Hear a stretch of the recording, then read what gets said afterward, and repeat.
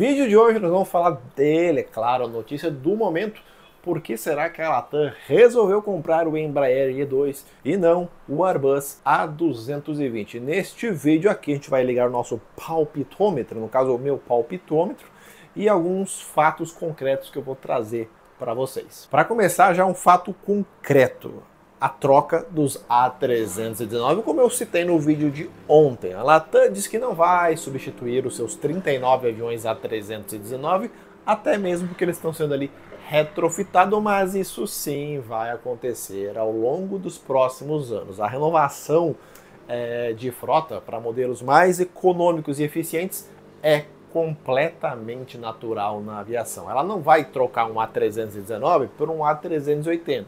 São aviões equivalentes. O normal seria a troca para o A320neo, mas ele é um elefante branco na mão da Airbus e deverá ser encerrado a sua produção em breve, ou no máximo ali ficar com a produção de jatos executivos, que ainda tem mercado para esse modelo. Tem um vídeo exclusivo que eu falei já sobre essa aeronave aqui no canal. Assiste aqui, dá uma procuradinha que você vai assistir. A troca dos A319 deve acontecer no máximo em 10 anos, deve sair todos da frota da Latam. O fato número 2 é que seria tipo assim: era 50% de chance para o A220 e 50% de chance para o E2. A avião precisava, não tinha muito o que fazer.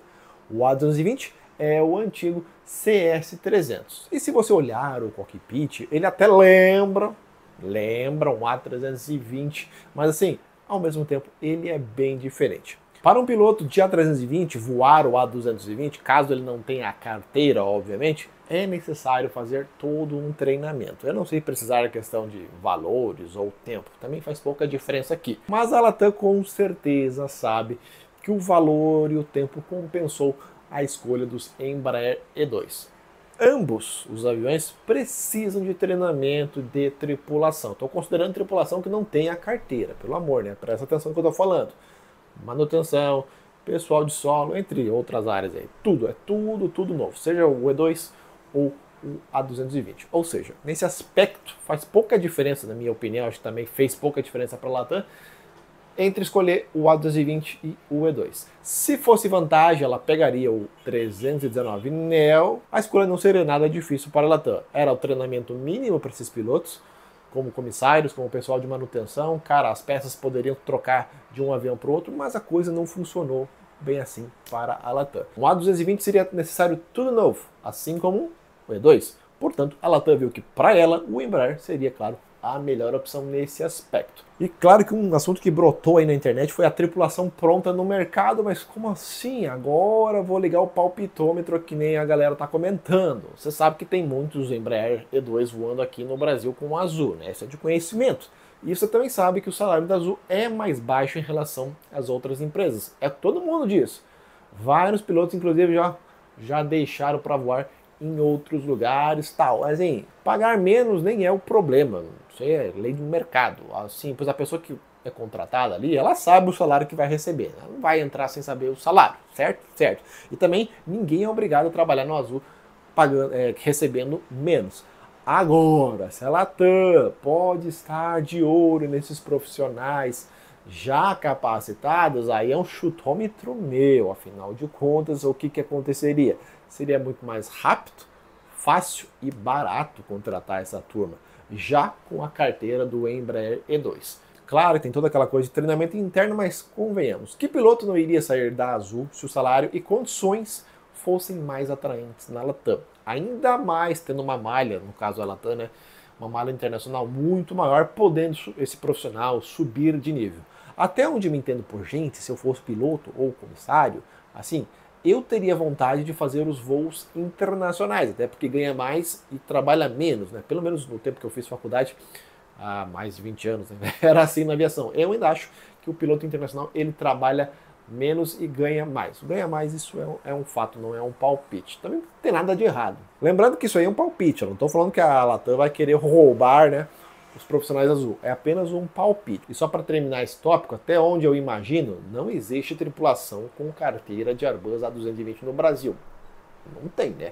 Eu também estou considerando que o E2 vai voar, claro, aqui na Latam Brasil. A questão da parte técnica em si da aeronave, especificações, o E2 já provou também que é um avião com custo de operação mais baixo e digamos que ele não funcione aqui no Brasil. Simplesmente a Latam vai poder realocar isso em outro mercado aqui na América do Sul, como eu citei, Equador, quem sabe na Colômbia, assim, não que o A220 ela não poderia realocar caso não funcione aqui no Brasil.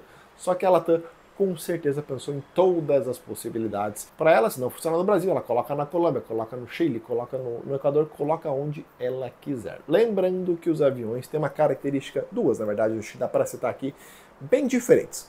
O E2 tem alcance de 5.556 km, de acordo com o site do fabricante, estou pegando essas informações oficiais, enquanto o A220-300 voa 6.390 e sim, é uma diferença considerável. Além da outra diferença muito importante, que é a configuração 3x2 do A220 e a configuração 2x2 do Embraer. Dois fatos que podem se influenciar e muito na escolha do avião.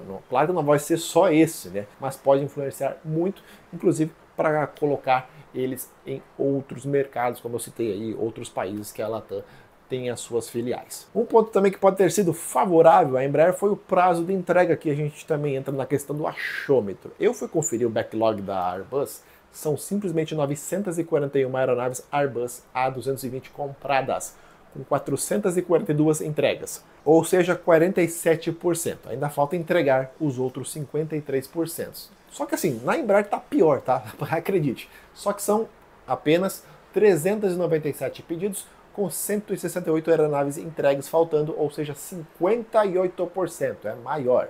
Assim, mas o número de pedidos ainda é bem menor. Então a Embraer pode ter um prazo de entrega mais curto, como ela prometeu agora, para o segundo semestre de 2026, e a Airbus leva mais tempo para entregar o seu A220 pela enorme fila. Esse backlog da Embraer naturalmente ainda não inclui o pedido da Latam, assim que no próximo mês eles devem atualizar. Um possível benefício fiscal?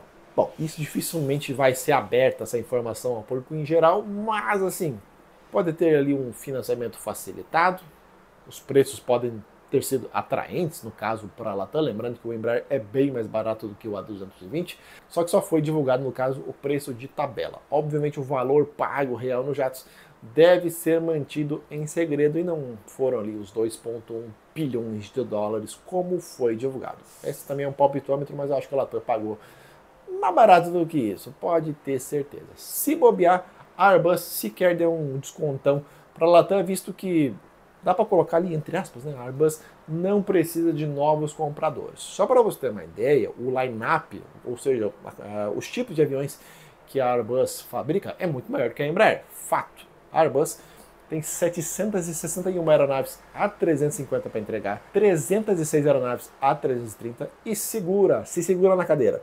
7.258 aeronaves da família A320neo para entregar. Eu vou repetir, 7.258 aeronaves ainda para a entrega, fora que já foi entregue. Somando tudo isso, a Airbus tem 8.824 aeronaves na fila para entregar, enquanto a Embraer tem 437 jatos apenas comerciais. Estou falando apenas de jatos comerciais. Ou seja, é muita, mas muita diferença. Só que é óbvio que a cadeia de produção da Airbus é muito maior, também não se compara.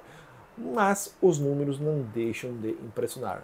Porra, quase 9 mil da Airbus e menos de 500 da Embraer, os números de aviões comerciais. A diferença é bem grande. E um palpitômetro. Por que a Airbus vai dar desconto se tem um monte de produto vendendo horrores aí? Vai dar desconto generoso aí para uma empresa, se ela compra 200 aviões? Pode ser. Mas para que ela vai dar desconto para todo mundo se está vendendo aos montes o seu produto?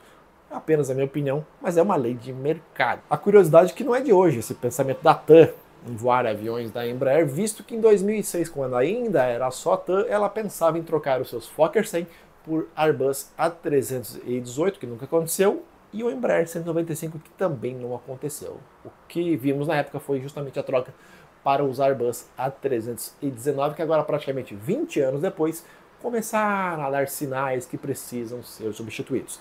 Não por questão de segurança, mas sim eficiência e economia. Como eu citei, é completamente normal. O mundo mudou bastante em 20 anos, a economia também mudou bastante em 20 anos, o perfil dos passageiros também mudaram bastante de 20 anos. Há 20 anos atrás não era tão barato voar como a gente tem algumas promoções hoje em dia. Hoje em dia muitas mais pessoas conseguem voar, você não concorda comigo? Isso também é um fato. Bom, vídeo de opinião com alguns fatos concretos e alguns achismos aí. Você pode, claro, deixar a sua opinião sobre esse assunto. Eu também quero aproveitar esse vídeo, que nem eu sempre falo no finalzinho dos meus vídeos, para você conhecer o meu serviço de assessoria em viagens. Caso você queira fazer ali um roteiro personalizado, sim, quero fazer um roteiro personalizado para tal lugar, você pode falar comigo. Caso você queira fazer uma viagem em grupos pequenos ali, de 6 a 8 pessoas, para destinos fora do tradicional, pode falar comigo também. Estou fechando grupos para a China, para a Rússia, para Israel, para onde você quiser ir, eu dou um jeito de fechar viagens em grupos. Também para a FIDAI no Chile, que acontece a feira de aviação lá em 2026. E essa aqui são as minhas redes sociais. Você fala comigo, elas estão aparecendo na tela. Eu garanto que o preço é muito, muito legal. Você vai. Viagens em grupo, claro que eu vou junto, pois é um serviço de assessoria, mas eu garanto que o preço em relação ao mercado é excelente e, claro, né, sem golpe, né?